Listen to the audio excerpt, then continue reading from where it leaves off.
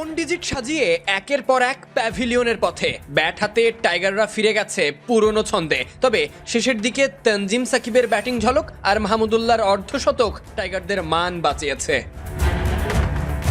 এদিন টসে হেরে ব্যাটিংয়ে নামতে হয় টাইগারদের। প্রতিদিনের মতো আজও শুরুটা তানজিদ হাসান তামিমের। শুভ সূচনা, মনোমুগ্ধকর সুইট টাইমিং আর পারফেক্ট শট সিলেকশনে। তবে টাইগারদের বাজির ঘোড়া সৌম্যকে এদিন ফিরতে হলো 2 রানে। উইকেটে লিটন কুমার দাস, সঙ্গী তানজিদ হাসান তামিম। উইকেটে আসা লিটন ফিরলেন ক্যাচ তুলে, এরপর মেহেদী হাসান মিরাজ ফিরলেন পাওয়ার প্লের একেবারে শেষ মুহূর্তে।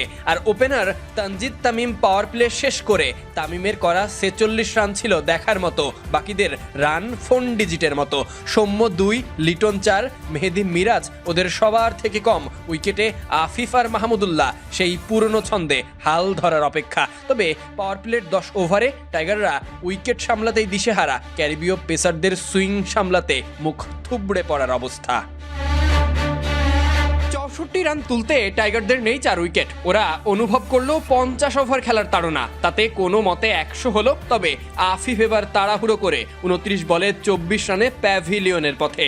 বাংলাদেশ 5 উইকেট হারিয়েছে 18 ওভার 5 বলে 100 রান টাইগার্স স্কোরবোর্ডে। রান যখন 104, তখন উইকেটে আসা নতুন ব্যাটার জাকের আলী ফিরেছেন ব্যক্তিগত 3 রানে। রিশাদকে সঙ্গী করে মাহমুদুল্লাহ যেন সম্মান বাঁচাতে তখন টেল এন্ডারদের উপরে ভরসা। রিশাদ ফিরলে তানজিম সাকিবকে নিয়ে মাহমুদুল্লাহর পথ চলা। তানজিম সাকিব মারলেন 86 মিটারের ছক্কা। এদিকে রিয়াদের অর্ধশতক পূর্ণ, হাঁটি হাঁটি পায়ে টাইগাররা 200 পেরোলো। সাকিব সুযোগ পেয়ে প্রতিভার জানান দিল। 8ম উইকেটে রেকর্ড গড়ে সাকিব মাহমুদুল্লাহ সর্বোচ্চ রানের জুটি হলো। সাকিবের বিদায়ে হতাশা বাড়লেও বাংলাদেশ সম্মানজনক স্কোর বোর্ডে তুলল।